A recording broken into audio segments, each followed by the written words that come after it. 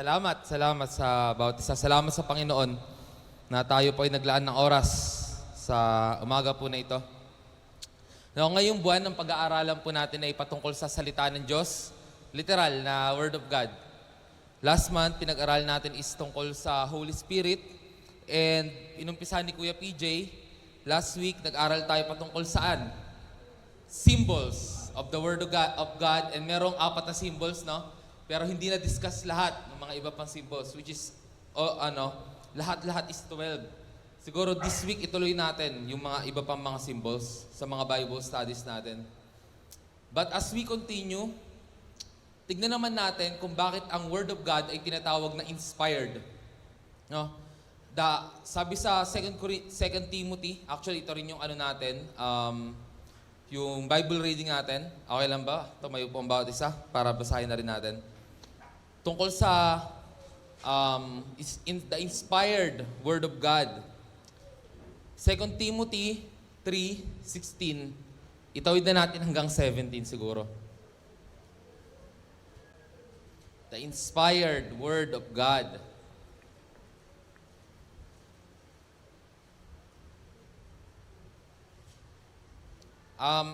Chapter 3, 16 to 17. Nakita na po ba? Amen? Amen. Yan. Chapter 3 tayo. Sige po, sabay-sabay natin basahin. Ang lahat ng kasulatan ay kinasihan ng Diyos at kapaki-pakinabang sa pagtuturo ng katotohanan, sa pagsaway sa kamalian, sa pagtutuwid sa likong gawain, at sa pagsasanay para sa matuwid na pamumuhay. Verse 17, upang ang lingkod ng Diyos ay maging ganap at handa sa lahat ng mabubuting gawain. At tayo po'y manalangin. Panginoon, sa umaga pong ito, once again kami po ay humihingi ng tulong sa iyo patungkol sa pag-aaral ng iyong salita. Naniniwala po kami na ito po ay iyong katha, ito po ay iyong sulat sa tulong ng mga naunang mga banal. Sa oras na ito, Panginoon, patuloy kaming humingi ng tawad at papalinis para sa aming mga nagawa at ginawang kasalanan. Nawa, Panginoon, walang maikubli sa amin na iyong salita sa pag-aaral na ito. Liwanagan mo po ang puso at isipan ng bawat isa. I-comfort mo po ang mga nangangailangan ng comfort, Panginoon. Salamat po. In Jesus' name, Amen. At makakaupo na po ang bawat isa. Pag sinabing inspired Word of God, pag sinabing inspired, ganito na lang siguro. Pag sinabing inspired, ano yung pupasok sa sa isipan nyo? Pag inspired, pag may inspiration ka sa school, anong nangyayari? Papangiti si Ate Julie, no? Ha? Anong nangyayari, Ate Carol? Motivated, no? Kahit maghapon ka mag-aral, basta nandun si inspiration. Okay lang, no? Malakas loob mo, ganado ka. Di ko alam kung magpapabibo ka sa pagre-recite or something like that. Basta ganado ka kasi inspired ka no? Pag may goals ka, inspired ka. At si Kuya Darwin, may bunso, mas inspired yan, no? 3 na Ibang klase po ang nadudulot po sa atin ng inspiration. Pag sinabi pong inspiration, para sa isang normal na tao, may tumatakbong mga kakaibang hormones sa utak mo. Tumatakbo yung happy hormones, which is endorphin, no? Tumatakbo yan, sobrang saya mo. Tumatakbo rin yung dopamine, which is yung motivational hormone, no? Kasi inspired ka, no? Pero inspiration, hindi siya tumatagal na sobrang tagal. Alam nyo, isa akong dati, sumusulat ako ng mga tula. Pagka-inspired ako, hindi pwedeng hindi ko isulat yung nasa isip ko kasi lumilipas po talaga siya. Agree ba kayo? Yung inspiration, lumilipas siya. Sino dito yung mga artists? Yung mga marunong mag-drawing, magaling mag-drawing, no? Yan, no? Si Eunice. Pagka-inspired ka, tapos may naisip kang i-drawing, iba yung gana mo no? Pero pag pinipilit mo, ang tagal mong mag-drawing, ang tagal mong magsulat, etc., etc. So, ibang klase po talaga pag inspired. Pero bilang tao, yung inspiration, hindi siya tumatagal ng napakahabang panahon. May ginagawa po kami, ako personally, pagka nag-ready ako, let's say gusto ko magsulat ng kanta, ng tula, may ginagawa akong conditioning. Ano yung conditioning ko? Kadalasan, napapaloob lang sa isang salita, kape. Yun lang yun. Pag gagawa ko ng preaching, gagawa ko ng tula, kanta, kape yun. No, pwede mo idagdag yung magandang tanawin kasi inspiration yun eh. Pag na-inspire ka, may magagawa kang maganda. Amen ba? Pag inspire ka, may magagawa kang maganda. No, sabi nga ni Earl Nightingale, no great things has been achieved without inspiration. So, lahat ng mga dakilang bagay na-achieve siya with inspiration. And even yung lahat ng book na nasulat, no? Nasulat yon ng inspired. Hindi pwedeng basta katang-isip lang. Si J.K. Rowling, no? Yung nilikha niya yung Harry Potter. Di ba? Sobrang best-selling ng Harry Potter. Hindi mo yung masulat ng ano lang, ng katang-isip lang basta-basta, inspired siya habang ginagawa niya yun. Nade-develop yung mga character, inspired siya sa mga character na nandun. Nag-i-invest siya ng time sa mga character. Again guys, inspiration. But, the Word of God is also inspired. Ano naman ibig sabihin nito, no? Pag sinabing inspired yung Word of God, yung mga nagsulat nito, hindi lang nila inimbento. Amen? Yung mga nagsulat nito, hindi lang basta pumasok sa isip nila, then sinulat nila. Merong nag-uudyok sa kanila, sa likod nila. To the point na, kung isusulat nila yan, pwede silang patayin, pwede silang ikulong, pero sinulat pa rin nila. Ibig sabihin, yung word na inspired dito, hindi na siya kagaya ng mental inspiration. No, hindi na siya yung recreational activity na parang pag bored ka, gusto mo ma-entertain, inspired ka sa ginagawa mo, masaya ka. Pero ito, may nag-uudyok na sa kanila. So sa oras na ito mga kapatid, samahan niyo akong pag-aralan yung 4 na bagay patungkol sa inspired Word of God. 4 na bagay patungkol sa salita ng Diyos. Una sa lahat, the Word of God is trustworthy. Ito yung mapagkakatiwalaan. Pangalawa, ito ay kagamit-gamit. Ito ay buhay at ito ay hindi kumukupas. No? Sige, bago tayo pumunta dyan, itakil natin yung inspired. Once again, yung literal po na translation ng inspired, basahin siguro natin yung verse, no? All scriptures, sige, taas natin. All scripture or every scripture is given by inspiration of God. Yung pala, hindi lang palabas sa inspiration ni Crush, inspiration na panood na movie, etc. It is given by inspiration of God. Si Lord yung nag-i-inspire, si Lord yung nagpupush, si Lord yung nagbibigay ng sasabihin at isulat. No? And is profitable for doctrine, for reproof, for correction, for instruction in righteousness. Ang lahat ng kasulatan ay kinasihan ng Diyos. No? Given by inspiration of God or kinasihan ng Diyos. Pag sinabihang kinasihan ng Diyos, pwede natin sabihin na kinasiyahan ng Diyos. Inagrihan ng Diyos, sinamahan ng Diyos. Yan po ang ibig sabihin mga kapatid ng inspired by the Word of God. Pero ano ba yung literal na ibig sabihin yan? Ang literal po na ibig sabihin nito ay hiningahan ng Diyos. God breathed. No? Breathed. God breathed. No? Breathed. Parang ganun siguro. Yan. Every good book written are inspired. But the only God-breathed book in the world is the Holy Bible. Amen? Lahat ng libro, magbasa ka ng the best na libro, inspirational, leadership, fictions, lahat po yan inspired. Maybe sa pagkabata nila, panaginip nila, or taong mahalaga sa kanila. For example, si Robert Kiyosaki, meron siyang poor dad, meron siyang rich dad. And totoong meron po siyang poor dad and rich dad. Yung poor dad niya, yung totoo niyang tatay. Yung rich dad niya, yung kaibigan ng tatay niya. Na which is parang naging tatay niya na. Yun yung nagbigay sa kanya ng mga early advice sa pagsisave ng pera, sa pag-i-invest, etc., etc. Inspired siya dahil sa taong yun na nagturo sa kanya. No? But among thousands and millions of books, only the Holy Bible is God-breathed. Amen. No? And ang literal meaning po niyan is God-breathed. Yung Greek po niyan is theopneustos. Sabi nyo nga, theopneustos. Neustos. Yan. Theopneustos. Kung titignan natin yung ano niya, yung etymology niya or yung root word niya, kung hati-hatiin natin to, tignan nyo. God, di ba? Theo is God. Theo yan. Then yung pneuma, ito, is breath or wind. Kaya yung Holy Spirit, pag-aaral na sa Holy Spirit is pneumatology. No? Theo, God, wind or breath, yan. Theopneustos. Yun po talaga yung literal na ibig sabihin yan. Hininga ng Diyos, God-breathed. Ibig sabihin, May mga hawak ba tayong Bible ngayon? Mga kapatid, yung hawak nating Bible ngayon, hindi yan basta-basta pumunta sa kamay nyo ng sobrang dali. Marami po nag-alin ng buhay. At yung content niyan, yung pakinabang niyan ay pagbinasa at binulay-bulay. Amen? Ang pakinabang lang po ng Bible, habang hindi binubuklat, patungan lang po ito ng ng kung ano man, pwede nyo ipatong. No, pang display lang. Pero once na binuklat nyo na yan, may pakinabang na yan. Bumubuka na yung sariwa na breath of God. Para na rin sa mga sa kape. Pag yung kape, kahit matagal na yung kape, pag yan napatakan ng mainit na tubig, aalingaw yan, no? Yung bango niyan, lalabas. Ang tawag nila doon, nagbo-bloom. No? Nagbo-blooming yung aroma niya. Ganyan po yung nangyayari, no? Kahit luma na yung kape, basta yan napatakan ng mainit na tubig, yung mga maliliit na parts niyan, lumalaki. And maaamoy mo yung aroma niyan. Ganun din po mga kapatid ko, ang Word of God, no? So tayo po tuloy-tuloy sa pag-aaral. Ang salita ng Diyos ay mapagkakatiwalaan.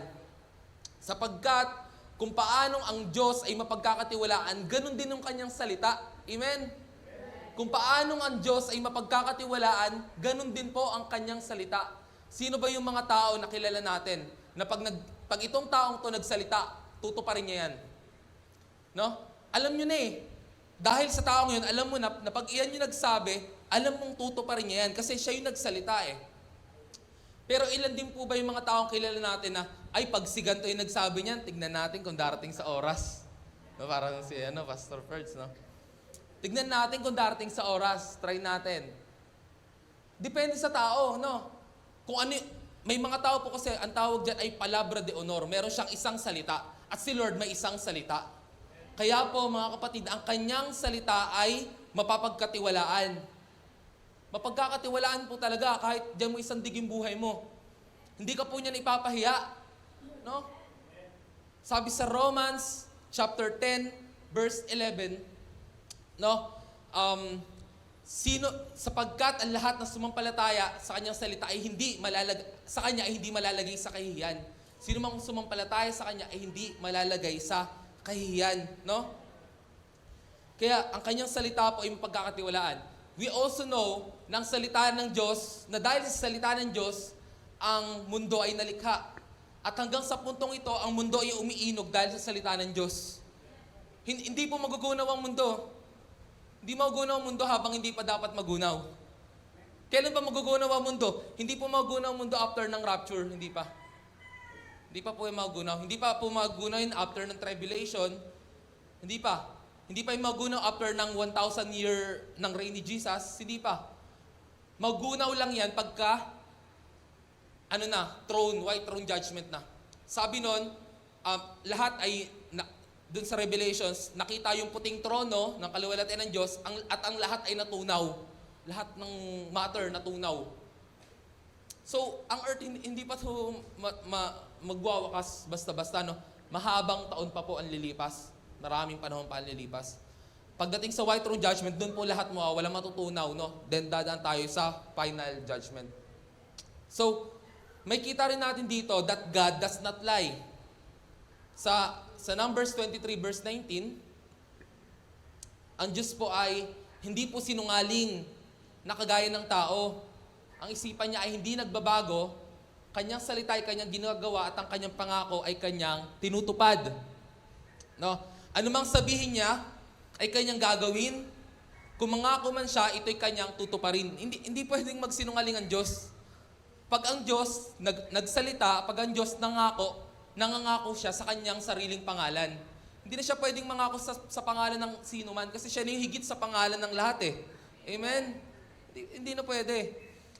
Yung mga unang mga tao, especially yung mga samurai, I swear by the name of Uchiha. Parang ganun, no? Uchiha family. No, nagagawin ko to. Ganun, sworn by their true name.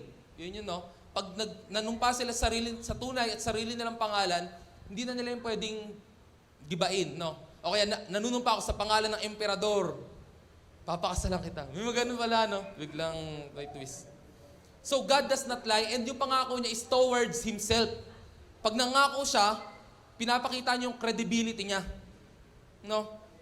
At siya po ay hindi nagsisinungaling. At kung paanong ang Diyos ay mapagkakatiwalaan, ganun din po ang kanyang salita. Amen? God is true to His words. Hebrews 6 verse 18, siya ay totoo sa kanyang salita.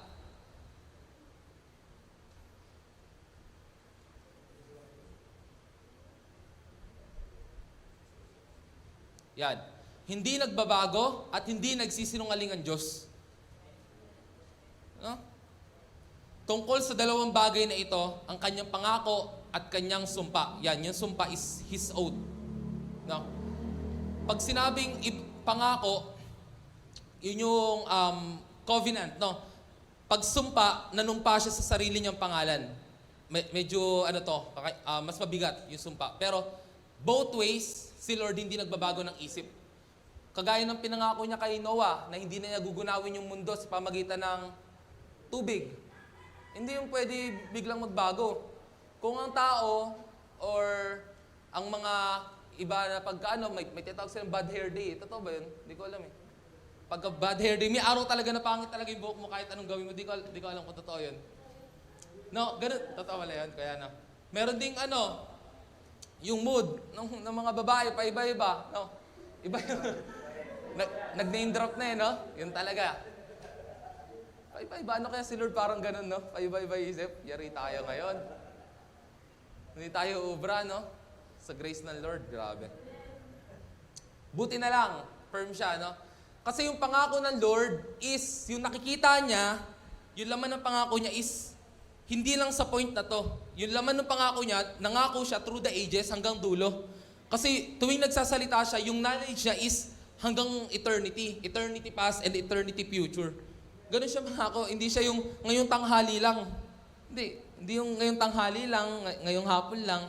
Si Lord talaga hindi nagbabago. Siya ay tunay sa kanyang pangako. Kaya tayong nakatagpo ng kanyang kalinga ay panatag ang loob na umaasa sa pangako niya. Panatag yung loob mo. Kampante ka, no, sa pangako ng Diyos. And, yan. Sabi rin po ni William Albright, siya po ay famous na Bible scholar and isang archaeologist. Sabi niya, the discovery after discovery has established the accuracy of innumerable details and has brought increased recognition to the value of Bible as a source of history. Sabi niya rito, yung kaliwat kanan ng mga discovery, ng mga nakikita, nalalathala, ay nagpatunay ng katotohanan, no? Accuracy, or na pagiging tumpak ng Bible, no? Na yung Bible pala is kasama rin sa archaeological artifacts. For example, yung mga tauhan na nabanggit sa Bible, sa panahon ni Daniel, nandiyan sila Nebuchadnezzar, nandiyan sila Paraon. Yung mga pangalan ng Paraon, present yun, and tumutugma po siya. No? And isa pa dyan, yung sa Red Sea, yung dagat na pula, kung saan yun yung hinati ni Moises, nung tatawid po yung bayan ng Israel, nakaka-amaze po. Nakita po dun yung mga karwahe, and accurate sa panahon na yon, no? 1,500 years ago, nung time na yon, kung sa panahon ngayon, mga 3,000 years ago na yon, no? 2,500 to 3,000 years ago. Accurate siya sa panahon na yon. And nakita yung mga gamit na yon, yung mga shields, yung mga gulong nung karwahe. Nakita, paano makikita yun doon? Saan galing yun? Kaya yun nandun kasi tunay na dumaan doon ang Israel at tunay na natabunan ang mga Ehipsyo nung hinabol nila yung mga Israelita. No? And even sa panahon po na to, nasa Horeb pa rin po yung bato na hinati para magbukal doon yung tubig. Hanggang ngayon po, hindi ko lang po na-ready lahat yan. Hindi ko po na-ready, pero yan present po, no? So, nakaka-amaze na ito pong Bible na to stood the test of time talaga. Kung merong Bible, kung merong libro sa buong mundo na ini-scrutinize yung bawat words, pag sinabi ini-scrutinize, hinahanapan ka ng mali. Magaling manghalongkat na nakaraan. Kung may libro sa mundo, ito na po yun. Ito po talaga. Lahat ng nagbasa nito, ini-scrutinize to. Lahat ng religion, ini-scrutinize to. Hinahanapan ng mali. Even ng mga sarili natin Bible scholars, naghahanap pa rin sila dyan ng mga tinatawag na mga controversies, no, sa Word of God. And it stood the test of time. Anong petsa na po ngayon? Hanggang sa panahon pong ito pa rin po ang best-selling book sa buong mundo. Maraming translation. Kailangan siya i-translate ng marami. Kasi nung time po dati, ano pa lang available nito, Hebrew, saka Greek, no? Yun po yung original, manuscripts. So may nag-translate niya ng Latin, then yung from Latin, tinranslate niya sa English. Yun na po yung pinagmulan nung sa New King James Version, no? And ang nag-ano po nito ay si William Tyndale. Si William Tyndale po, dahil sa pag-translate niya ng English, binitay siya, sinunog. Naging martyr po siya para to maging English. Isipin niyo po. No? Sa mga manga, sa mga light novel, meron silang may mga pagtatalo tungkol sa, may small details, pinakita sa let's say sabihin natin, siguro, Demon Slayer, or yung solo leveling na lang, para Kunyari, example lang, light novel Example lang naman. Pag may nakita silang details, yung sa mga forum, nakikita nila yung mga small details, pinagtatalunan na nila. Uy, foreshadowing yan, ganito mangyayari dyan. Ganun sila. No, foreshadowing yan, mga mangyayari, ganito, ganyan. No? Ini-scrutinize nila. Pero yung Word of God, higit pa po doon yung scrutiny na natanggap. Ang dami po. And marami rin po sa panahon ngayon, galit sa Bible. No? Bakit sila magagalit sa Bible kung hindi totoo ang Bible? Galit sila sa Bible dahil ang Bible talaga po ay totoo at tunay. Amen po ba? Palakpakan naman po natin ang Panginoon. Kaya, hawakan mo ngayon yung Bible mo. Yan. Tignan mong mabuti. Meron ka namang personal Bible o Bible pa rin ng church yan? Kung wala pa po, hingi po tayo sa mga ate natin. Dapat meron po tayong personal Bible. Yung Bible po na hawak mo, yan po yung best-selling book na na-publish ever. And it was written for over the course of 1,500 years. Mahaba na ba yun? Or maikli? Medyo mahaba na rin, no? Pwede na. Nabuo po to sa loob ng 1,500 years. And ang author po nito, hindi lang po isa author nito. Almost 40 authors. And ang pinagbulan nila, hindi sila mga pare-parehas Pilipino. Well, wala kang Pilipino. Hindi sila pare-parehas Hebreo. Hindi pare-parehas Griego. Iba-iba po ang lahi nila. At galing po sila sa iba't ibang lugar. At iba-iba po yung trabaho nila. May nagsulat na doktor, si Lucas. May nagsulat na tax collector. Nung panahon na yun, makasalanan niya, matinding kasalanan, si Mateo. May nagsulat na mangingisda sa pangalan na Pedro, Juan. May nagsulat na a Bible scholar, si Pablo. Scholar po siya ng scripture, si Pablo. May nagsulat din po dyan na yung mga propeta. Meron din po dito nagsulat na pinag-asawa siya ng prostitute, si Hosea. May nagsulat din po na hari, si David. May nagsulat na pastol. Iba-iba. Like, yun po yung gusto ko sabihin, mga kapatid, na kung merong kaisa-isang libro sa mundong ito na mapagkakatiwalaan, look no further. Bible po yan. Di ko makakalimutan yung sinabi na Ate Angelo na ang Bible ay higit pang katiwa-tiwala kaysa sa history books. Kasi mga history books, kung babasahin niyo yung mga ni Rizal, ng mga ibang history books, hindi siya ganun talaga ka-factual.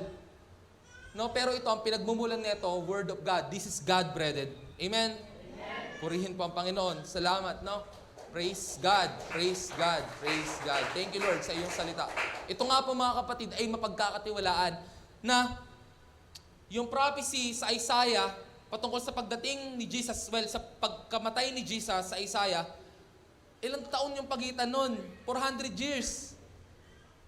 400 years sa pagitan bago ipanganak si Jesus at mamatay si Jesus. Sino ba yun? Si Jesus lang po yung kaisa-isang tao na alam na yung pagkapanganak niya.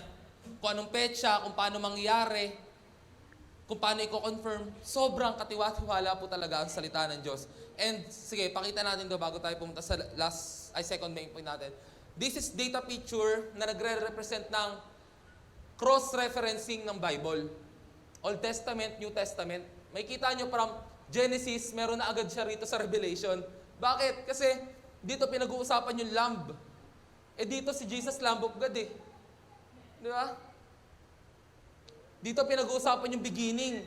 Dito pinag-uusapan si Jesus yung beginning and the last, Alpha and Omega. Amen? The whole story of Bible is all about Jesus.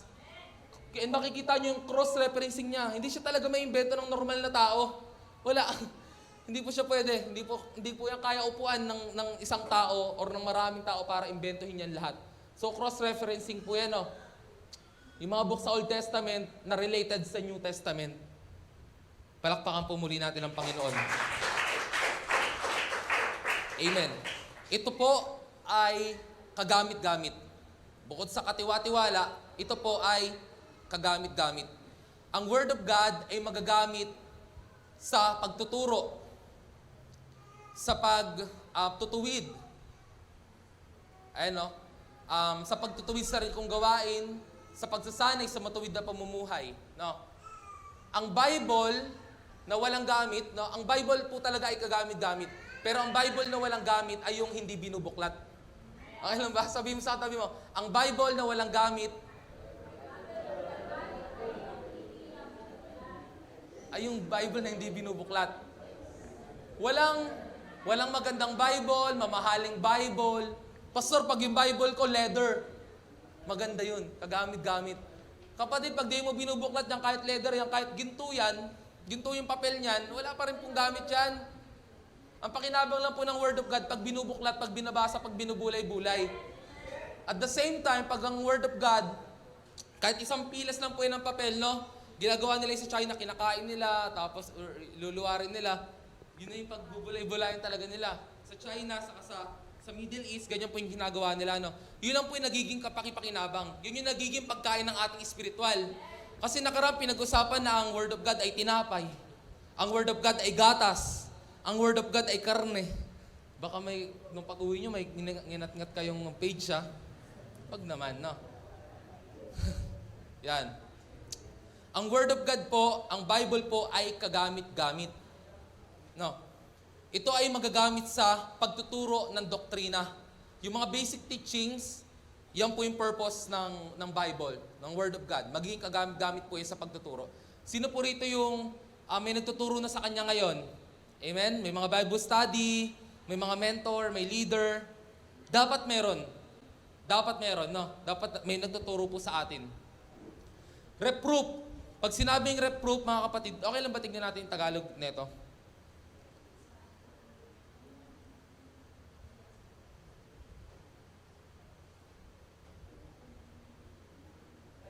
Yan.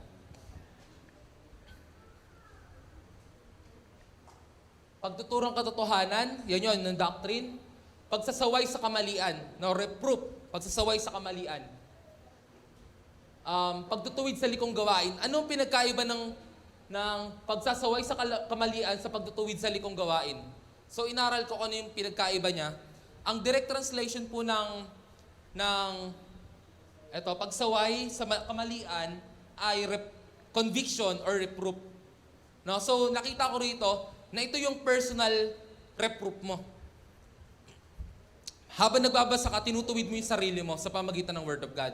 So personal siya, no? Yan yung una. So kaya mong matuwid yung sarili mo pag nagbasa ka ng Word of God. Pero dapat pag nagbabasa tayo, ready tayo magpatuwid sa Panginoon. No? Wala tayong pride, willing tayo magpatuwid. Then next naman, ito na yung pagtutuwid sa likong gawain. Ito na yung mga ginagamit ng Lord, yung mga mentors natin, yung mga preaching, para ituwid tayo sa likong pamumuhay or likong gawain. No? Yan yung correction, no? Reproof, correction, then finally training. At sa pagsasanay sa matuwid na pamumuhay, ito naman po yung discipleship. Amen? So una, teaching, reproof, correction, and training or discipleship. Apat po yan. Bilang Kristiyano, dapat nararanasan natin to lahat. Amen? Kaya tinanong ko kanina, meron na ba sa inyo nagtuturo? Dapat may nagtuturo sa inyo. Dapat may mentor kayo. And gusto ko lang din pong i-open sa Marso, mag-open po tayo ng ng JCOD Bible School or Bible Class. Palakpak naman po sa Panginoon. Kahit nasaan bahagi ka, nag-uumpisa ka pa lang, matagal ka na, kananayan ka, kabataan ka, may trabaho ka, estudyante ka, welcome ka po sa JCOD Bible Class. Ito po ay mag-i-span ng 9 months. Kahit nag-uumpisa ka pa lang, pwedeng-pwede. No? Kailangan po may nagtuturo sa atin. Yung magtuturo rin po sa atin dito, sa tulong ng Panginoon, yung mga nag-graduate din po last year sa Bible School. So, una, teaching. Bilang Kristiyano, dapat nararanasan mo to. May nagtuturo sa'yo. Hindi lang may nagtuturo sa'yo. Dapat bilang Kristiyano, nararanasan mo rin yung conviction. Pag nagbabasa ka ng Word of God, nararanasan mo na tinuturuan ka ng Panginoon. No? Nararanasan mo dapat yon. Correction, ito yung ayaw ng karamihan. Mga kapatid, dapat po nararanasan din natin yung correction. Di ba? Amen ba, your youth girls? Siguro yung ano dito. Ayun, ito sila Bani. No? Amen? Youth boys, amen ba? Amen. No. Mga kabataan, amen?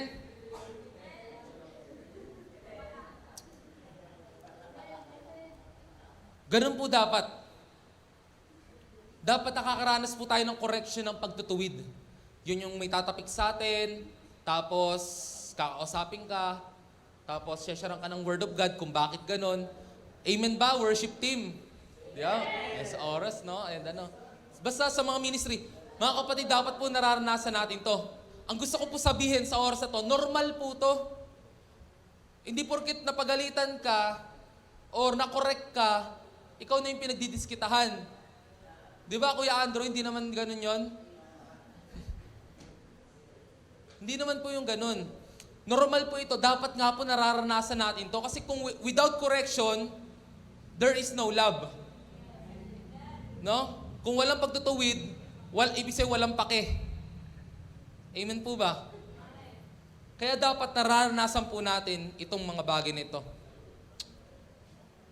Kung walang nagtuturo sa'yo, kapatid, maghanap ka ng magtuturo sa'yo. Kung wala kang tinuturuan, two-way po ito. Tinuturuan ka, nagtuturo ka. Kung wala kang tinuturuan, maghanap ka ng tuturuan. Amen. Kung wala kang sasawayin, maghanap ka ng sasawayin. Hindi naman sa ganun. Sawayin mo muna yung sarili mo. Amen. Anong purpose po na itong apat na to? Ang purpose po ng teaching, reproof, pagtuturo ng katotohanan, doctrine. Reproof, ito yung pagsaway sa kamalian. Ito pagtutuwid, correction. Training, ang purpose po nito ay para ang lingkod ng Diyos ay maging complete at equipped for good works. Maging ganap sa matuwid na pamumuhay, no? Maging ready sila sa hinanda sa kanila ng Diyos. No? So, para mas malinaw, yung reproof pala is personal conviction to, no? Personal correction. Kagaya itong mga kapatid nang nagsulat ka ng lapis, tapos may bura ka, buburahin mo lang. So personal. Bago ka pa ma-rebuke ng iba, na-rebuke mo na yung sarili mo. Amen? Gawin po natin to, mga kapatid. Yung correction naman, nagsulat ka ng ballpen, nasulat mo na paano buburahin yung ballpen. Pwede kang gumamit ng water eraser. May ganun pa ba ngayon? Yung sinasawsaw? Anong tawag na kaya? Snowpeck. Yung ganun, di ba? Parang Q-Tix yun, di ba? Kino-Q-Tix yun dati. Tapos, meron pa yung parang tape ba yun? Anong tawag doon? Correction tape. No. Kita mo na may binura. Maaaring na-rebuke ka privately, na-rebuke ka, na-correct ka publicly, pwede rin. So, yun yung purpose po ng correction. Malinaw, no? Reproof and correction. Amen. Amen. No, so, ang purpose niyan, upang mga lingkod ng Diyos ay maging handa at kumpleto. Basahin niya na sa Tagalog yun. Man of God is complete and equipped for good works. Yan. 17.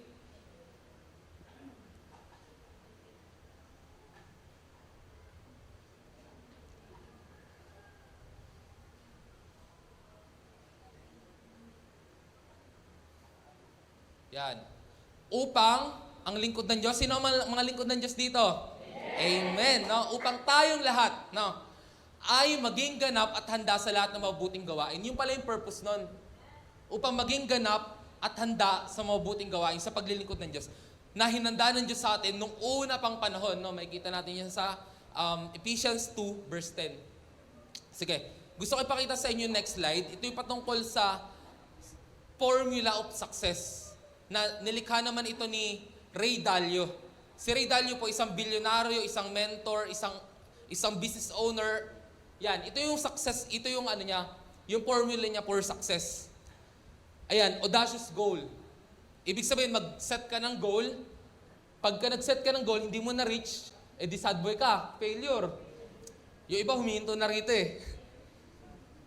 After nun, ang gagawin mo raw, sabi ni Ray Dalio, magbasa ka ng libro. Ayun, mag-aral ka ng principles. Or, ang sabi rin dito is, i-diagnose mo ano ba yung dahilan ko bakit ako nag-fail. Sabi niya to formula niya to for success Then, magde-design ka na. Based dun sa diagnosis mo, or sa mga natutunan mong principles, magde-design ka. Paano ba? May kailangan ba akong palitan ng oras ng gising ko? May oras na ako ng work? Kailangan ko bang mag-resign? Hindi, wag kang mag-resign Ano? Basta, mag-create ka na naman ng bagong strategy. Ano ba yung dahilan? Maybe, ang goal mo, makapag-share ako ng hindi nahiya, let's say. So, nung tinry mo mag-share, di ka makapagsalita. Next mong ginawa, learning principles. Nanood ka na kay kanino ba? Sa mga YouTube, kung paano yung public speaking, no? Nanood ka kay Pastor Stephen Prado, no? Galing magsalita. Learning principles. Aralin mo kung saan ka pumalya. Then, i-design mo na. Bakit ba ako pumapalya sa pagsalita? Alam ko na kasi pag nagkape ako, nagpapalpitate ako. Di ba? Mga ganun. Di na ako magkakape pag nagsasalita ako. Yon. So, mag-ano ka na strategy o kaya babagalan ko yung pagsalita ko, baka mabilis ako masyadong magsalita. Mas mabilis ako magsalita kaysa mas mabilis ko isipin yung sasabihin ko. So, yan. Then, improving. Then, after nun, mag-set ka ulit ng goal. Yan yun, no? Formula po ito ni Ray Dalio. Ngayon, nakita ko na beneficial din po ito para sa mga Kristiyano. Tignan natin. Yung next slide. Teaching. Nagkausap. Nag-usap yung mga leaders. Uy, tayo mentorship tayo, NBBL tayo, usap tayo, kape tayo, etc. So, teaching. Tuturuan mo. Ngayon, yung tinuturuan mo, nagkaroon ng failure. Let's say, personal failure niya, nahiya na siya, etc. Conviction. Then, dumating rin yung point na, palalimin nyo muna bago umabot sa correction, no? So, correction, then, ito training to, discipleship to, then, complete and equip. Ang gusto ko sabihin ganito mga kapatid, baguhan ka man or matagal ka na, dadaan ka talaga sa cycle na yan.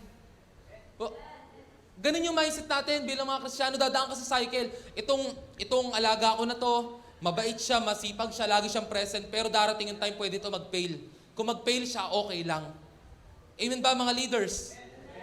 Kung itong binabible study ko na to, okay siya, masaya sila, marami silang testimony, pero darating yung time, pwede sila mag-fail. Kung mag-fail sila, okay lang. Bakit? Kasi nga yung Word of God ginagamit for conviction and correction and training. Okay lang mag-fail.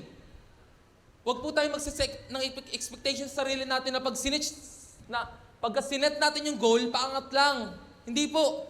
Alam niyo ba, akyat ulit natin kay Ray Dalio. Sabi ni Ray Dalio dyan, yung success daw over time ay hindi raw linear, ni hindi raw pa-ascend. Ito raw ay paganyan. Set ng goals, nag-fail, design, gawin ulit. Set ng bagong goal, nag-fail, design, gawin ulit. Nagets nyo? Paganyan siya. Paangat ng paangat. Maraming beses po tayo mag-fail, pero kung mag-fail ka, okay lang. Yun po ang kailangan gawin, and correction, then balik sa training, then hanggang finally, maging complete and equipped hanggang sa pagdating ng Panginoong Yesus. Amen po ba? Amen. Palakpakan naman po na si Lord. Yan, okay na. Yan, pwede niyong i-picturean yan. Yan. Amen. Ito ay buhay. Ang salita ng Diyos ay buhay at buhay. No, alam naman natin yung pinagkaiba niyan. Ang salita ng Diyos ay buhay at buhay. Una, ito ay buhay sapagkat the Word of God or the breath of God is the same breath, the same na hininga na nagbigay ng buhay sa tao. Amen ba? Sabi po sa Genesis 2 verse 7, hiningahan ni Yahweh ang tao at siya'y naging buhay na kaluluwa. Hiningahan sa ilong. No? At siya'y naging buhay na kaluluwa. Tunay nga na ang tao hindi lang po nabubuhay sa tinapay. No? Amen, no? Pero sa bawat salitang na bumutawi sa bibig ng Diyos, sapagkat ang breath of God ay hangin para sa ating mga espiritu, no? Ang breath of God. Then the word of Christ is spirit and life. So ito yun natin, 6 verse 63.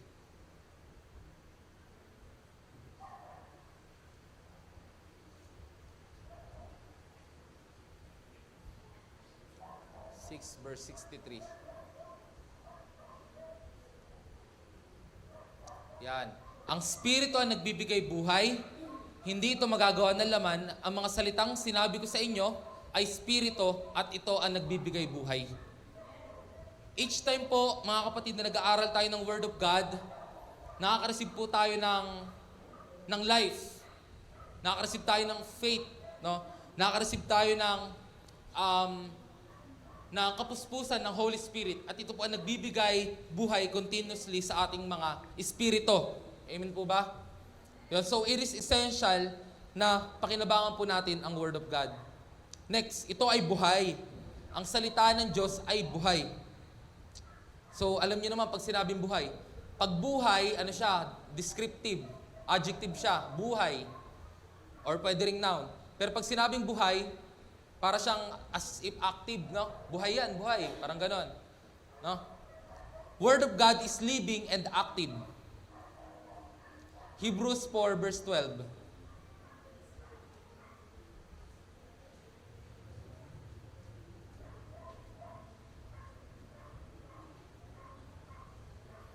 Hebrews 4:12. Ang salita ng Diyos ay buhay at mabisa. Ayan, no? Living and powerful. Mas matalas kaysa alinmang tabak na sa magkabila ay talim. Ito'y tumatagos maging sa kaibuturan ng kaluluwa at spirito ng mga kasukasuhan at pinaghiwalayan ng utak sa buto. Ayan. Buto. At nakakaalam ng mga iniisip at binabalak ng puso. The Word of God is buhay at mabisa. Ang salita ng Diyos ay buhay at mabisa. Ibig sabihin po nito, ang Word of God ay effective. Amen? May kita natin yung categories niyan. Sige, taas mo ng kaunti. Yung categories niyan, mas matalas pa kaysa magkabilay talim, tumatagos maging sa kaibuturan ng kaluluwa at spirito. Wala pang sinumang taong nakaarating sa pinaghihiwalayan ng kaluluwa at ng spirito. Wala pa. Walang instrument na ini-inject para maabot yung pinaghihiwalayan ng kaluluwa at spirito. May tinatawag silang silver lining, silver thread, na naghihiwalay sa kaluluwa at spirito.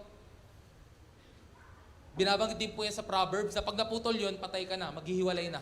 Maghihiwalay na yung espiritu mo at kaluluwa. Hiwalay na sa katawan mo yan. No. Wala pang nakakapunta dyan, pero ang Word of God, tumatagos daw. Tumatagos sa kaluluwa. Kaya alam mo no, pag yung Word of God, boom, striking. Word of God, tumatagos.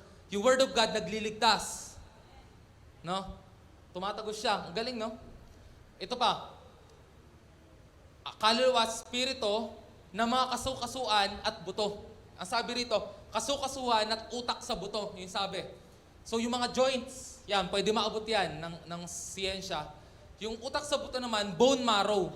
Sabi rito, kaya rin niyang maabot yung kasukasuan at utak sa buto. Ano ibig sabihin nito mga kapatid? Yung Word of God, kaya maka-affect ng physical. At ang binabanggit po rito mga kapatid, is kaya niya magbigay ng kagalingan sa katawan. Amen? Wow, praise God. Kaya niya, abutin yung bone marrow. Yung bone marrow po sa katawan ng tao, yan po yung pinakamahal. Kaya milyonaryo po lahat tayo. Hanap lang po kayong sindikato, tapos benta nyo yung bone marrow nyo, no? Marami po may kailangan yan. Yung bone marrow, yan po yung nagpo-produce sa mga bagong dugo, etc., mga hormones, etc. Napakahalaga po niyang bulalo. Tayo, milyonaryo. No? Benta mo lang. Okay. So, ibig sabihin yan, kaya niya rin maapektuhan yung physical, kaya niya magpagaling, at even yung mental, nakakaalam ng mga iniisip at binabalak ng puso. So, kompleto ba? Amen! Kompleto. Spiritual, physical, mental. Kompleto. Kaya pong i-touch ng Word of God. So, ibig sabihin po nito, siya ay effective, siya ay kagamit-gamit, siya ay buhay. As if kagaya siya ng mikrobyo. No? Mikrobyo, kala mo wala lang sa kamay mo, pero pagka microscope, ang dahil gumagalaw pala. Ang dahil gumagalaw, yung sa dugo mo, kala mo normal lang. Pag sinilip mo, mga aktibo, parang mga may kiti-kiti. Ang Word of God, this is active, ang laman nito is spiritual, mga kapatid. Amen po ba? Palakpakan naman po natin ang Lord. Purihin ka po, Panginoon.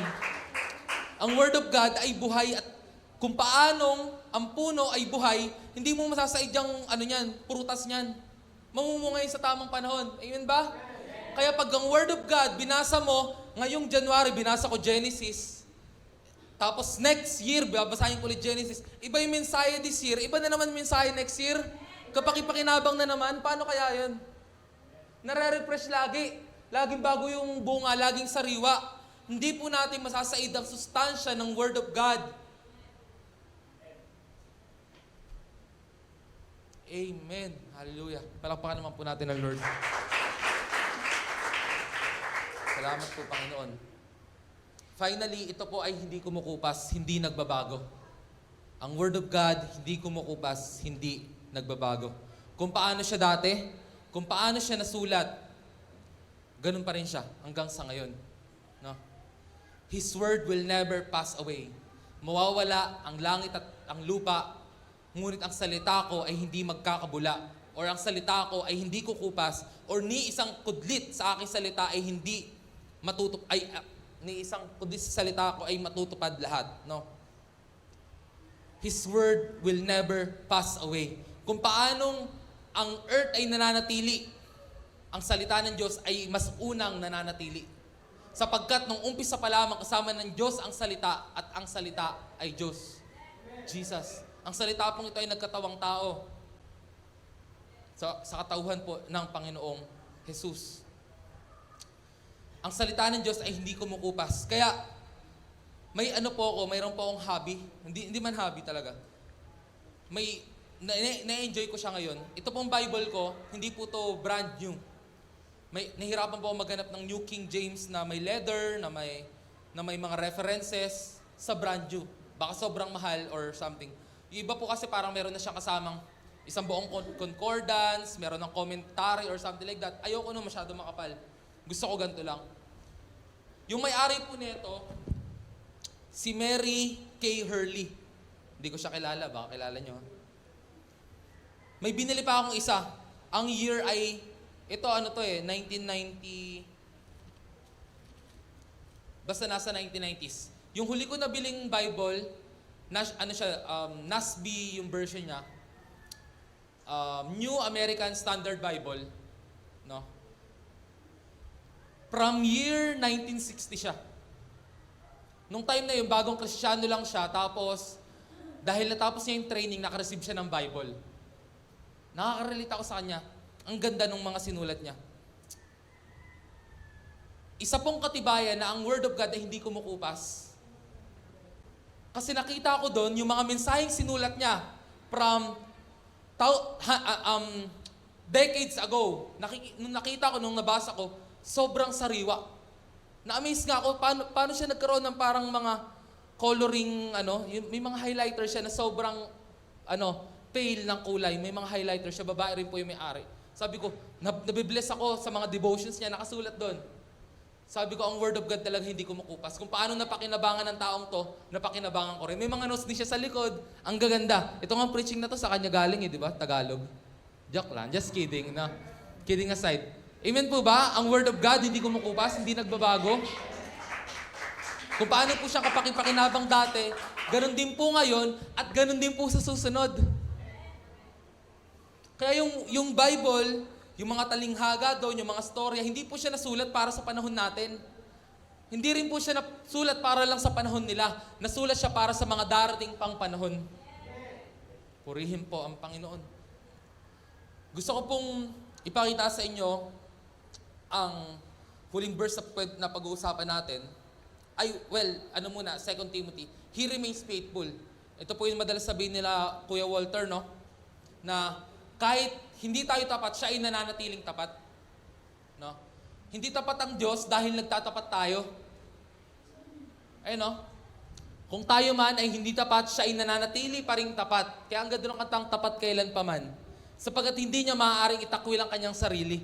Nakaano na sa kanya, nakaukit na sa Panginoon, no? Sa kanyang katangian, kakanyahan, essence, yung pagiging faithful, yung pagiging loving, pagiging just, nasa nature na po niya. Hindi niya pwede itanggi yung sarili niya.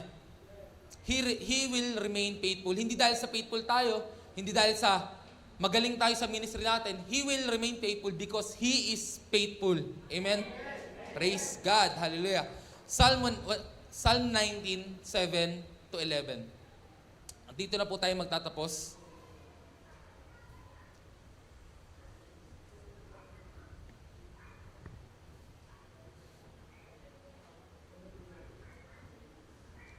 To 70. Ay, 7 to 11.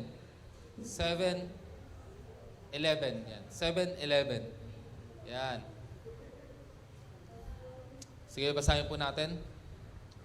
Ang batas ni Yahweh, walang labis, walang kulang. Ito'y nagbibigay sa tao ng panibagong kalakasan. Ang tuntunin ni Yahweh mapagkakatiwalaan, nagbibigay ng talino sa payak na isipan. Yung payak na isipan, normal na ano lang, yung kahit normal na tao ka lang, magbibigay si Lord ng talino sa iyo kung nagbabasa ka ng Bible. Amen? Kinikwento nga ni Pastor Tom na ano lang siya, high school graduate lang. Si Pastor Jun nakagraduate ng college pero nangopya lang. Pero tignan mo nyo naman yung wisdom. Di ba? Amen. Praise God. Si Ate April nakapag-advise sa mga may asawa. Kahit payak pa ang isipan niya pa ang kanyang isipan. Di ba? Grabe tawa niya. Bakit? Bakit? Kasi nga meron siyang wisdom ng Lord. Galing sa Word of God. Palakpakan naman natin ng Lord.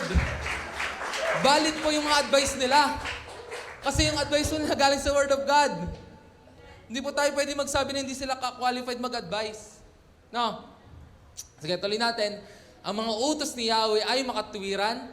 Hindi lang siya nag-ano ng payak na isipan, no? Ito'y nagpapasaya ng puso at kalooban. Amen. Ang mga tagubilin ni Yahweh ay tama. Nagbibigay sa isipan ng hustong pangunawa.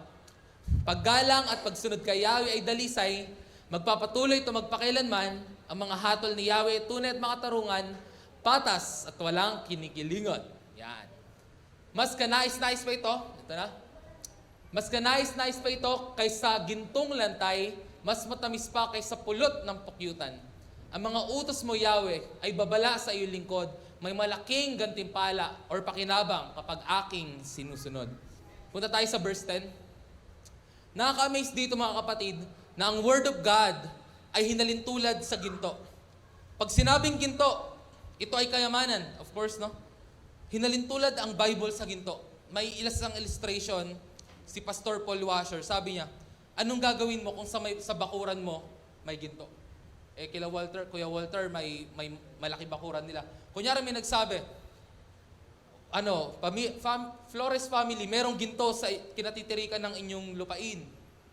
Pero hindi niya sasabihin kung saan banda. Anong gagawin mo? Nandyan yung ginto ni Marcos, Yamashita Treasure. Anong gagawin mo? Ano tayo? Mining fellowship tayo niyan, no? Maghahako tayo.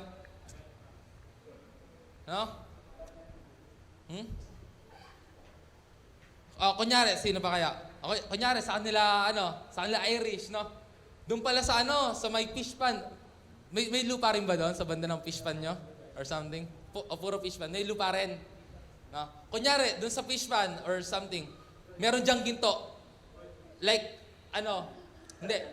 Meron dyang Yamashita Treasure, pero hindi sasabihin kung saan banda. Anong gagawin mo? Bubungkalin, no? Sama mo na lahat ng borax, makikita natin yan. Bungkalin natin. Okay lang sa'yo, abutin ka na 1 linggo sa pagbubungkal, tapos mahanap mo? 1 linggo. Okay lang, 1 buwan, okay lang. Basta mahanap mo. Basta sure mahanap mo, no? Mga kapatid, ang Word of God ay kagaya rin ng ginto. Pero yung ginto natin, nakatabi sa drawer. Nasa drawer. Bubuklatin lang. Uupuan mo lang. Amen po ba? Palakpakan naman na si Lord. Ginto. Okay lang sa'yo, Monico, papabayaan mo yung ginto? Hindi. Laban tayo kung nasan yung ginto. Ang Word of God, sabi, higit pa raw na, ayan, kanais-nais kaysa gintong lantay. Mas desirable pa raw po ang Word of God kaysa gintong lantay. Wow. Mga kapatid, wag naman natin hayaan na yung ginto natin ay, naalikabukan, no, hindi napapansin. Because ang Word of God, spiritual po ang bird's eye view ng Word of God. Spiritual, higit pa po talaga itong kanais-nais kesa sa mas mainam kesa ginto. And isa pa, nakaka-amaze din na ang Word of God ay tinuring ng mga awit na higit na mas matamis kaysa pulot-pukyutan. And, tignan natin yung next slide ko. And ang pulot-pukyutan, mga kapatid, ay hindi na expired. Coincidence? Ewan, sabi ni Nard, di raw na expired eh. Sinearch ko ngayon. Sinearch ko kagabi. Hindi nga talaga pala na expired. Sabi rito, the answer is no. Honey is one of the very few foods that when stored properly can last forever. Ayun o, ito totoo to ha. Archaeologists excavating Egyptian tombs have found pots of honey 3,000 years old is still well preserved. Coincidence? Word of God? Honey? Hindi po mga kapatid. Sapagkat ang pinag-uusapan natin na ang Word of God ay hindi kumukupas. Amen. Amen. And kasama pa po rito, meron pa po nakita na buto ng mga corn. No, sa tomb ng paraon, may nakita pang buto ng mga corn at yung mga buto na yon tinanim, tumubo pa rin. And ang Word of God is seed. Di ba pinag-aralan natin? Binhi ang Word of God. Mga kapatid, ang salita ng Diyos ay mapagkakatiwalaan. Ito ay dapat isan din natin dito ang ating buhay kung mapagkakatiwalaan siya. Ito ay kagamit-gamit. Kung ito ay kagamit-gamit, pwede naman sigurong gamitin natin. Kagamit-gamit eh. Kung ito ay buhay, dapat ito ay ating isalig rin po natin dito ang ating buhay. At kung hindi ito kumukupas, dapat rin po natin itong pagkatiwalaan. Mga kapatid, the inspired Word of God. Mari po ba tumayo ang bawat isa?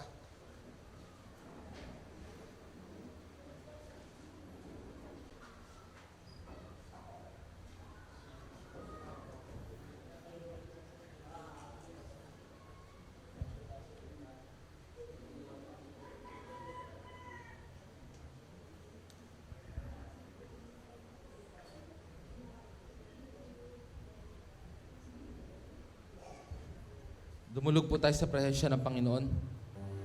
O aming Diyos, maraming po salamat. Maraming po salamat sa iyong salita. Ito po, Panginoon, ay nasa amin ng mga labs. Ito na po, ang iyong salita, Panginoon, ay nasa amin ng mga cellphone, nasa amin ng mga bulsa. Ngunit maraming pagkakataon na mas entertain pa po kami sa mundo. Mas pinapahalagahan pa po namin yung pagbibigay oras, Panginoon, sa mga bagay na makamundo. Winawalang bahala namin, Panginoon, yung mainam na bagay na binigay mo, ang iyong salita. Salamat po na ang iyong salita ay mapagkakatiwalaan.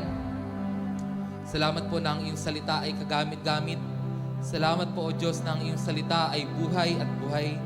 Salamat, O Diyos, na ang iyong salita ay hindi kumukupas, hindi napaparang, hindi nagbabago, hindi napapawi.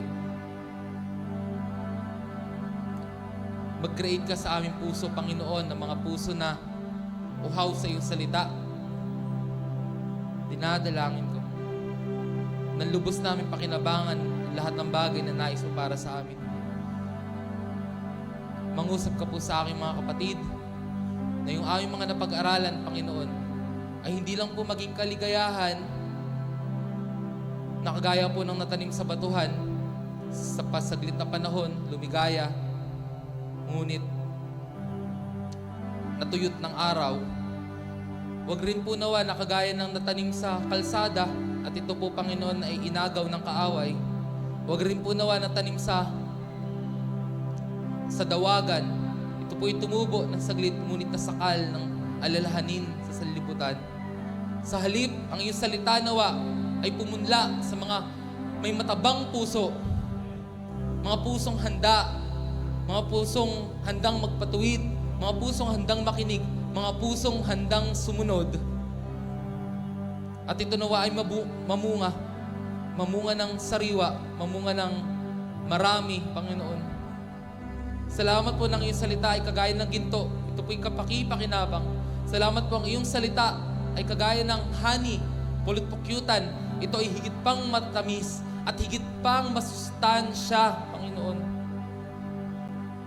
Oh God, tinudulog ko po ang oras na to sa aming mga napag-aralan. Ito po, Panginoon, ay maging constant reminder sa amin na kami po ay maging mga maibigin ng iyong salita,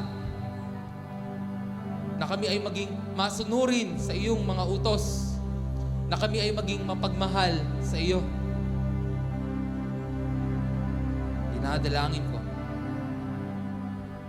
sa iyo na po namin pinagkakatiwala ang oras na ito. Sa iyo ko na po pinagkakatiwala ang aking mga kapatid na nakapakinig ng iyong salita sa oras na ito. Salamat aming Panginoon. Papuri at parangal sa iyong pangalan magpakailanman, sa pangalan ni Jesus. Amen.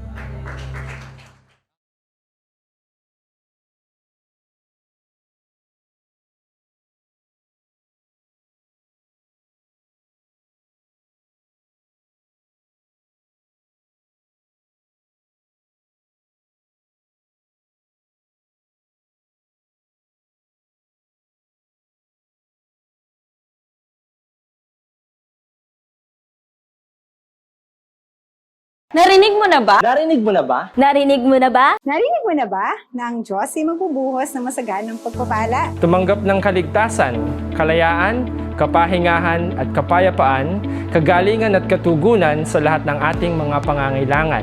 Ang Jesus Christ, our Deliverer Christian Fellowship, ay nakahandang maging daluyan ng masaganang pagpapala para sa iyo. Samahan niyo po kami sa gawain ng Panginoon. Maaabot ka kahit sa loob ng iyong tahanan through our different online platform. You are invited! Come, join us! Halina, tara! At ihandog ang ating mga pasasalamat, pagpupuri at pagsamba sa ating Diyos na buhay. Be online and be blessed! Be online and be blessed! Be online and be blessed.